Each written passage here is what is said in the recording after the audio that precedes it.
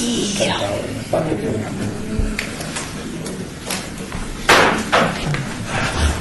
I call the May 23rd, 2018 Board of Civil Service Trustee meeting to order. Has this been properly noticed and posted in compliance with the open meeting law? Yes, it has. Please, Deputy City Clerk, call roll. Chair Jordan. Here. Vice Chair McCoy. Here. Member Mapp. Here. Member Cadet. Here. Member Clement. Here. Deputy Uniform. Thank you. Item 3, public comment during this portion of the agenda must be limited to the matters on the agenda for action. You must be heard, come forward and give your name for the record. The amount of discussion as well as the amount of time any single speaker is allowed may be limited. Going on to item 4.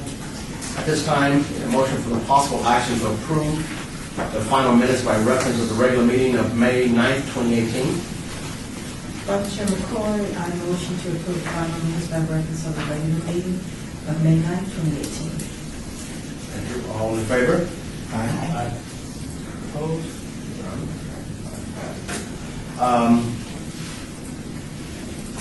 Council Davis. In regards to item 5, the advice item, should I go ahead and read that out and then we have questions go from there? Absolutely. Okay. In regards to item 5, advice item, sorry if I mispronounced that, I'm only a t-shirt. Anyway, discussion of possible action. That's it. But anyway, discussion of possible action to extend eligible list for fire specialist open, business specialist open, construction inspector open, fire battalion chief 56-hour promotional, fire chief promotional, fire engineer promotional, mechanic open, skilled trades helper open, senior maintenance mechanic promotional. I believe at this time we had some discussion in regards to this item, and some members had some questions to address to personnel from that department. So if they, once it's asked, if they would announce their name, come up to the table, announce their name, and answer those, that would be fantastic. I apologize because I wasn't here, so I don't know if you had any questions about why you made the item you want me to address before you get that information. I'm kind of at a loss since I wasn't here, but I know there was an issue on the day. We just had some questions regarding some of the departments in regards to, I believe it was the availability list, and why I know we had a two-year fall off of that, but it was the pool itself. And I had several items that were, my questions were, at least in the minutes, were in regards to if we have expired items, then how can we vote on expired items? And HR had addressed that also. They did, or you want me to take care of that? They did, but I think some more explanation would be. If you're talking about a list that would be expired per se, the list expires on, hypothetically, June 3rd, and our meeting's not until the 15th. Correct. If that's the scenario, I can handle that. I opined on that matter on several occasions in the past. I've taken the position that it's not a precise calendar day to calendar day, 15th to the 15th when you calculate months, because at the time the rules were happening and prior to the Grand Recession, we only met once a month. So we're talking about having a list open 6 months. The opinion had always been, as long as it's within the meeting on the 6th month, we didn't want to worry about technical days, because you only meet on a specific day. You meet on a Wednesday, may not be a chance for you to get there on a June if a list was adopted someplace years earlier on the 3rd. So as long as it's within the 6-month window, the dates didn't have to match up. So if that was your concern, it was like the 12th, then the list expires and we're voting on the 14th if it's within the same month. My advice has always been perfectly able to extend that if it's not expired till the end of that month. Thank you on my part. Any members have any questions in regards to this? Not in respect to that, please answer that question. Thank you.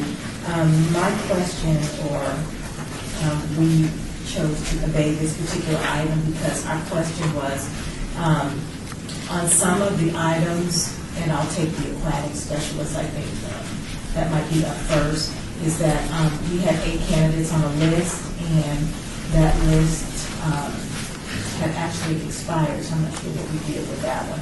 But it's all lumped in this other one.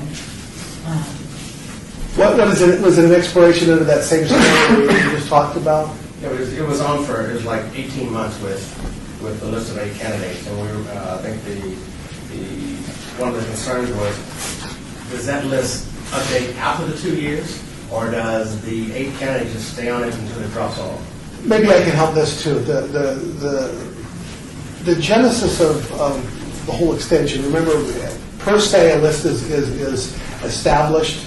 It's a lengthy recruitment process. There's time and money and expense involved. You establish a list. You want to keep it open as long as you can. You've vetted good quality applicants. As long as it's viable, you don't have to repeat the process. It's 6-month intervals. The list is automatic for 6 months.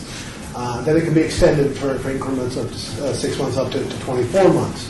Usually when you've still got a good list, and the person that has the feeling for that is the director of that department.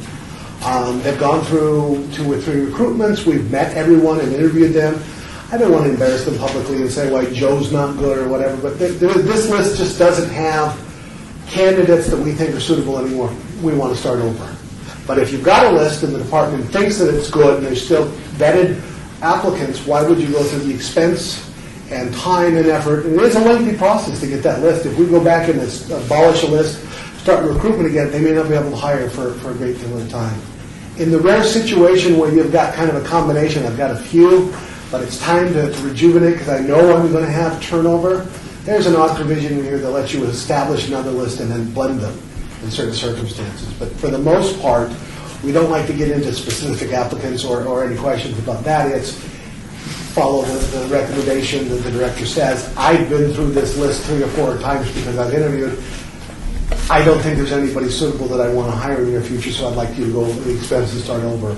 Or on a rare occasion, technology's changed or some line of business has changed, and when we recruited, this has happened, but a class spec or something's changed, and I really need to go out just because I get a different pool. I need now to look for applicants that have a talent skill that we weren't looking for 18 months ago. But again, the general idea is we want to keep lists active.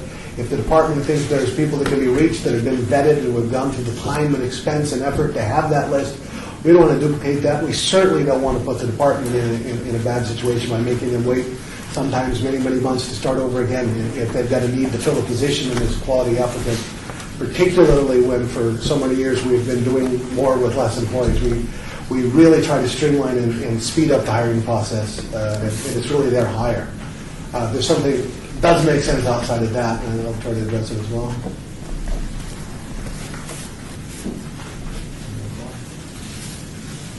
So just because I want to ask this question, I really want to know the answer to it. Like, so when I look at this specific one that says instruction inspector, and it says here, I see one of them is for operations and maintenance department, and the other one is for building and safety department.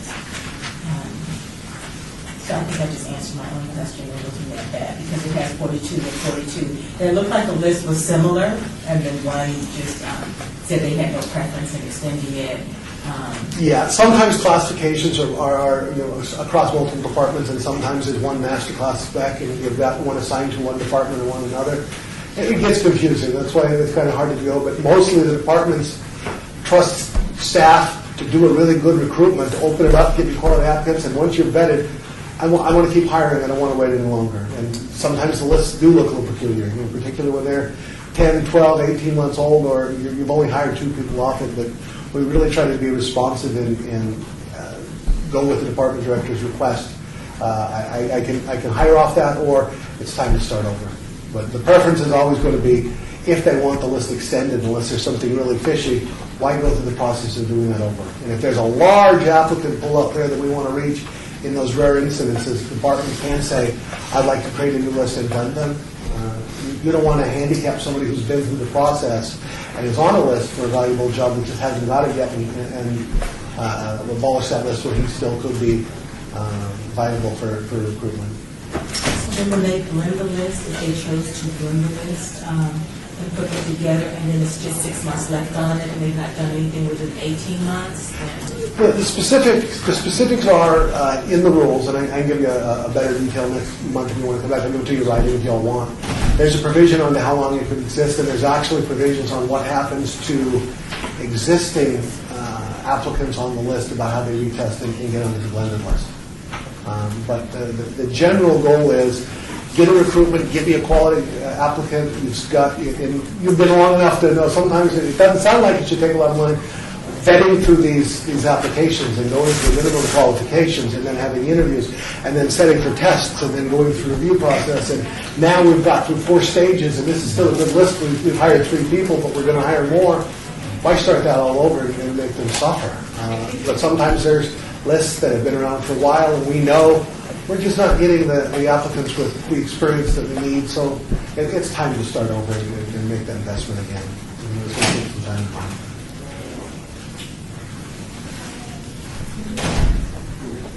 Any other questions from members? This might be a question for the lady who's really in charge. I asked for point of clarification since I was brand new just this last week to the board. These are sort of, forgive my terms here, these are sort of living lists that you just fill and vet so that you have ready access to these qualified candidates when you need for the position. So we're in no way approving a hire. We're just saying, Correct. This looks good. Let's keep the list active. Let's make it easy to keep going forward. And I could probably answer that too, because it's set forth in the rules, and you're a board that's governed by your rules. The process of establishing an eligible list is just that. It is going through first receiving a timely application, checking minimum qualifications, going through some kind of testing procedure, and they're varied, and then how many people are left. And if it's a really small list, there's orders of priority, but for the most part, it's now called an eligible list. And all that is a ready pool, depending on how many people are on it. If it's an extensive list, dozens and dozens, we break them in bands, but it's presented to the director of 10 months higher.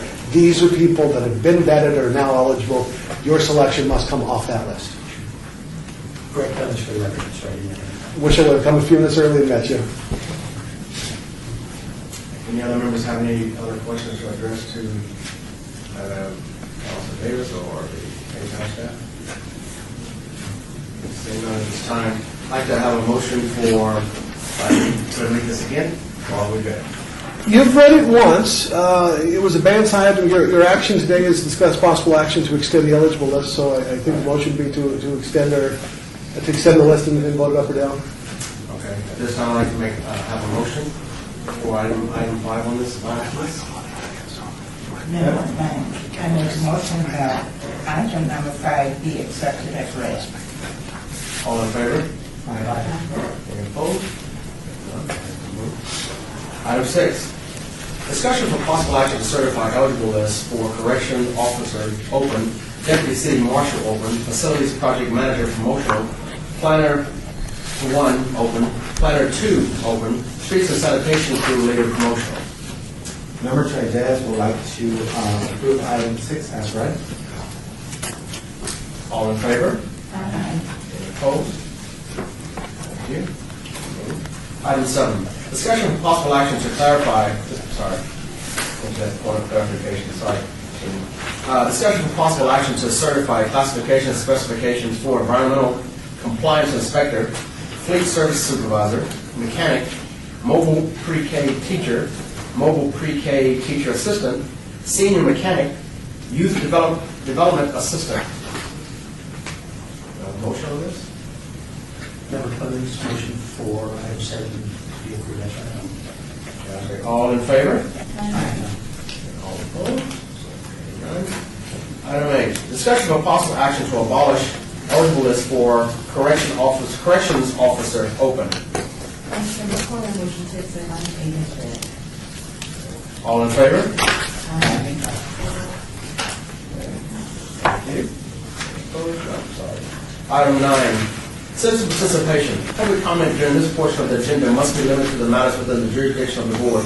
No subject may be acted upon by the board unless that subject is on the agenda and is scheduled for action. If you wish to be heard, come to the podium and give your name for the record. The amount of discussion on any single subject, as well as the amount of time any single speaker is allowed, may be limited. At this time, before I adjourn, I'd like to thank the audience. I haven't seen you in about 6 months, but that's okay. Definitely council. and his colleagues has always kept us on point along with HR. I really do appreciate your efforts, and I mean that sincerely because it helps us to be more on point of what we're trying to do here. So again, I just want to thank you guys for that. And of course, thank our council and so forth. At this time, I'd like to adjourn. Was it on? Dead on.